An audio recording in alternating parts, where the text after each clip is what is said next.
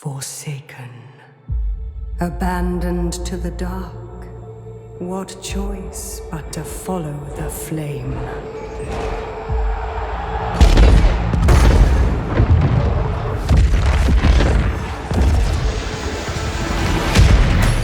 The fire to tear down the old ways, burning away all fear, doubt, and weakness.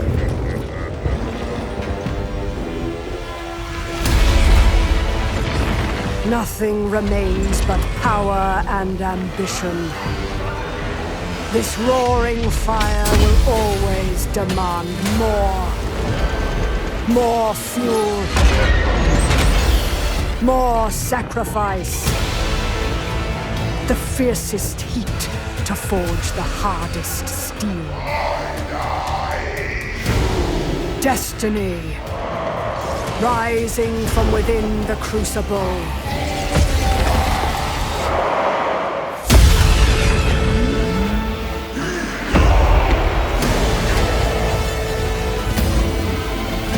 To seize the world with this fire is to see it burn first.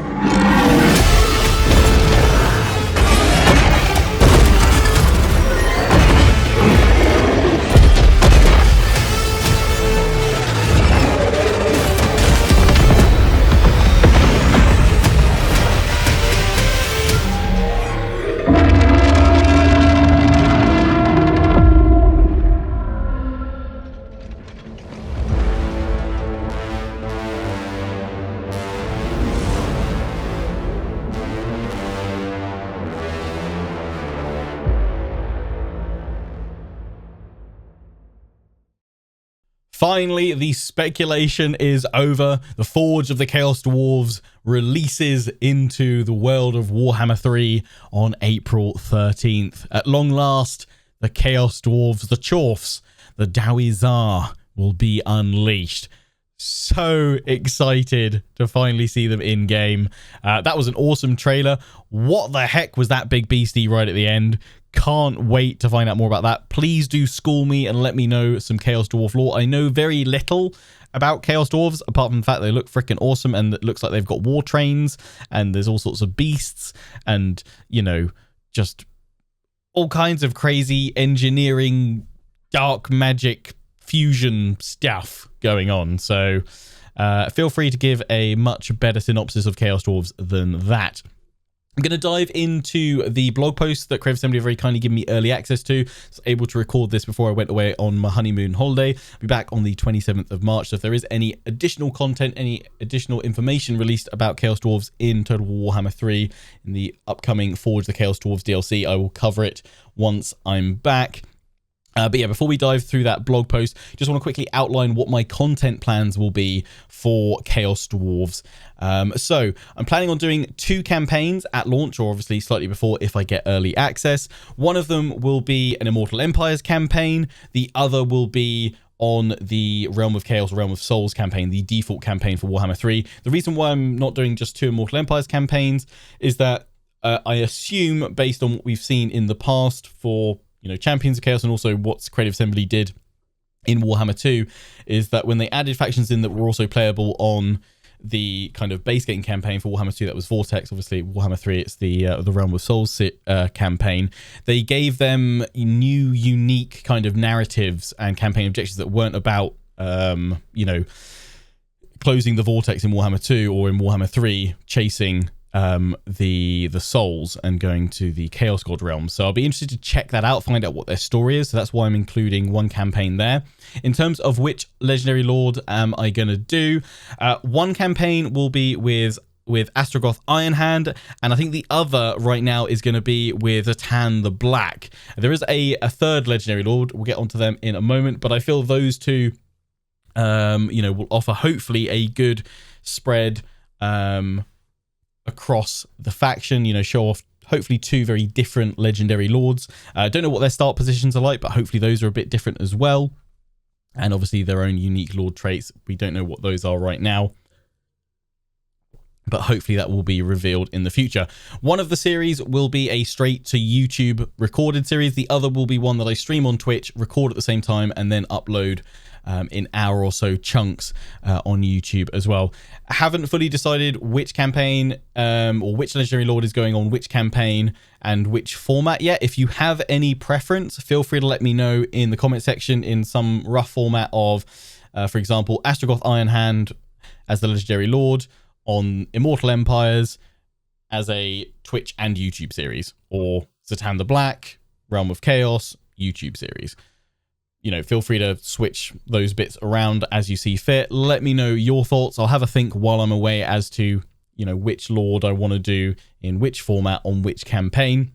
And obviously here, hopefully we'll see more from Creative Assembly themselves on these Lords and the Chaos Dwarfs themselves that will help me decide and make up my mind as to who's doing what. But those will be the 2 campaigns that I'll do at launch or shortly before with early access.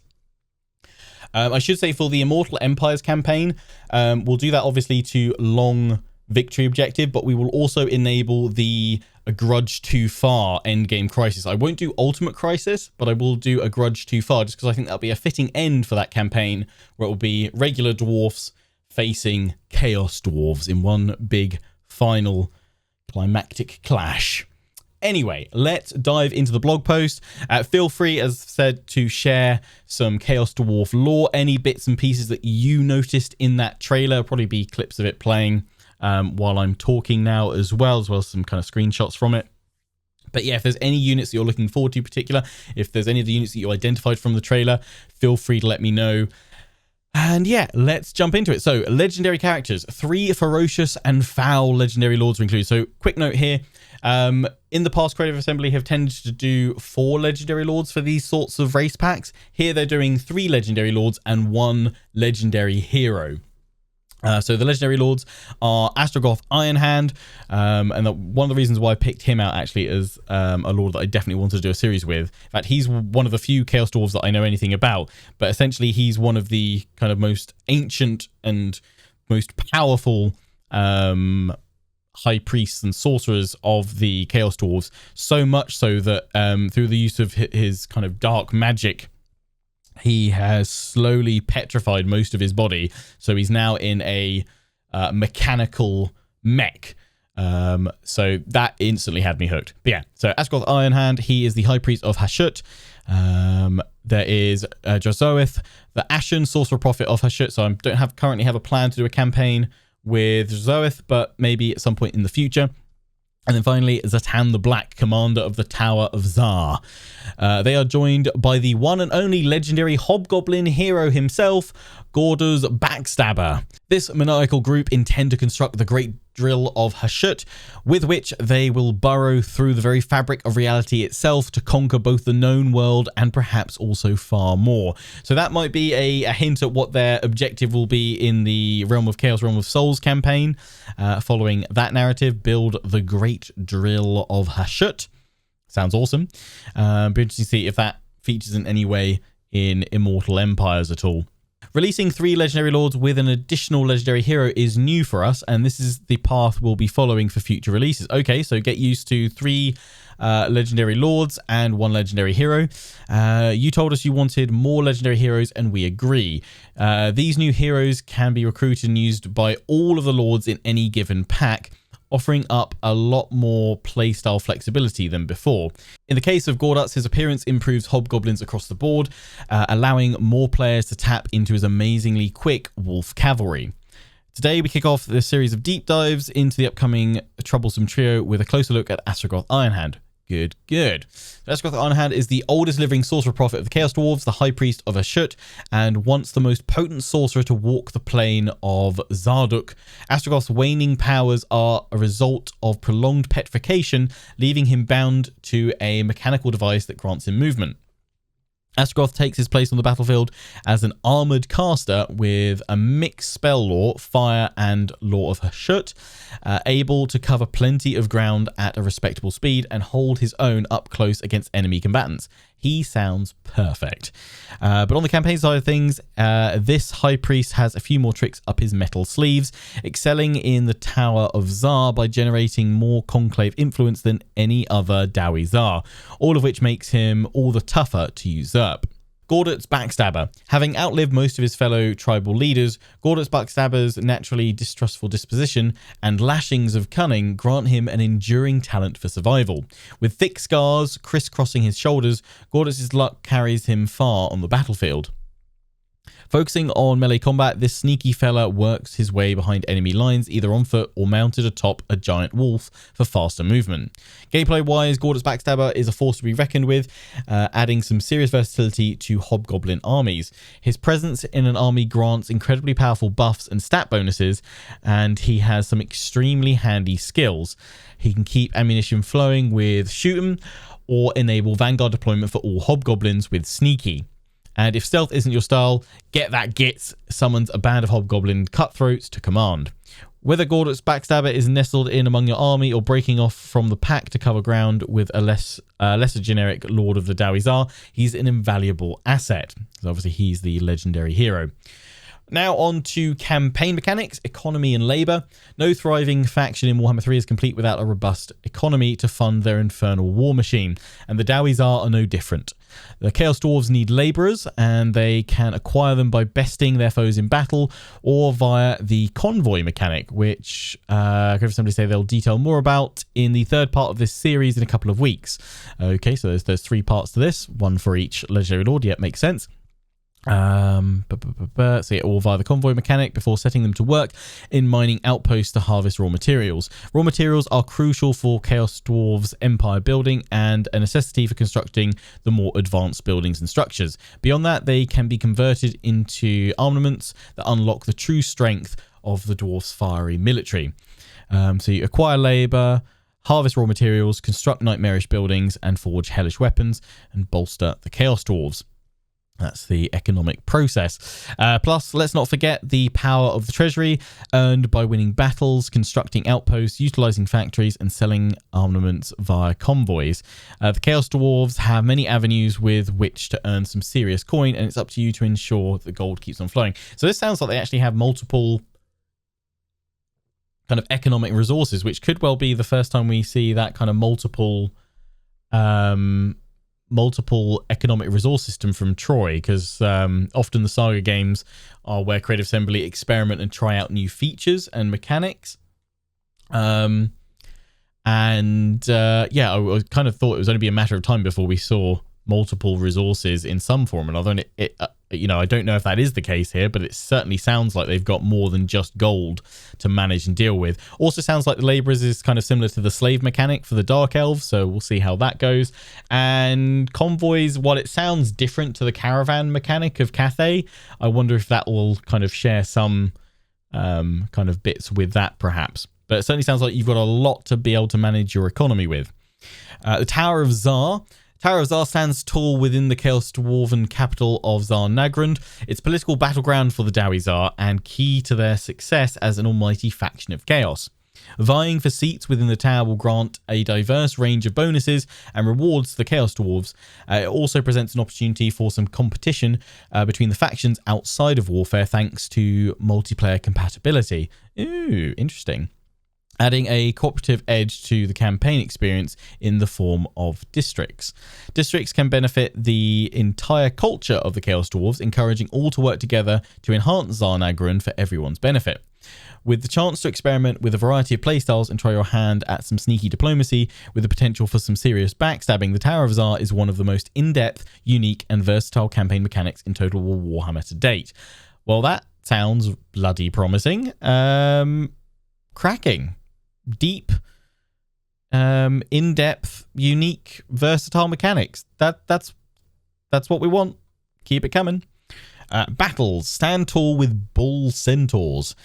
Serving the Legion of Asgorth, the bull centaurs are a monstrous addition to the Chaos Dwarf roster, rocking the upper torso of a Chaos Dwarf and the body of a ferocious bull.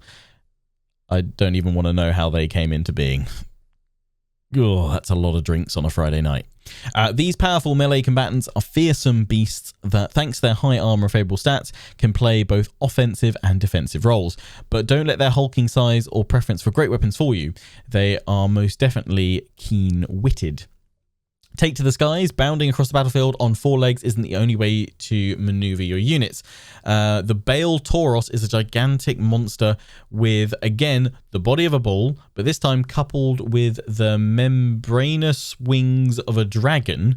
Ridden into battle or flying solo, the Bale Tauros burns with horrific intensity. Weapons that strike it liquefy into molten metal, and the monster sets the ground ablaze as it moves, ready to devour its foes whole. The more commonly spotted Bale Tauros won't be the only one on the battlefield, however. There's also the Great Bale Tauros, reserved for the most powerful Great Dwarves as well. Alternatively, the Lamassu, which is thought to be a rare and interesting mutation of the Great Tauri.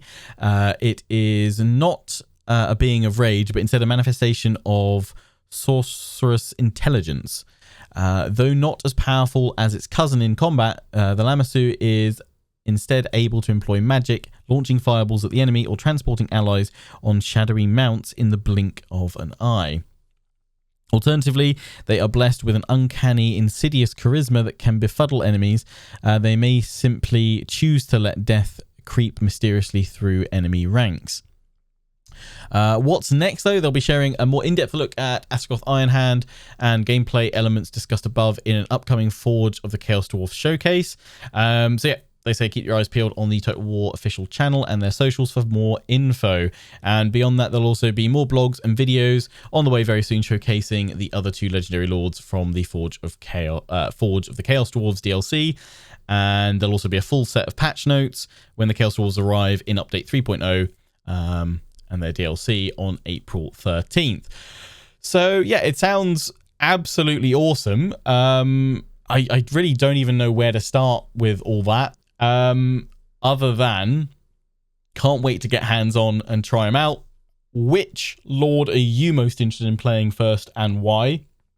But yeah, feel free to share some lore on the Chaos Dwarves. Feel free to weigh in on which combination of either Astragoth or Zatan the Black you want to see on either the Realm of Souls campaign or Immortal Empires, and which of those you'd prefer to see as either a straight-to-video series or a Twitch series. If I haven't made up my mind, I might hold a poll once I'm back to help me decide, ready for April 13th or just before if I get some early access. Absolutely Roddy hyped. Cannot wait to check them all out. Let me know your thoughts down in the comment section and answer as much or as little as you want to that I've thrown out in this video. Until the next one, take care and ciao for now.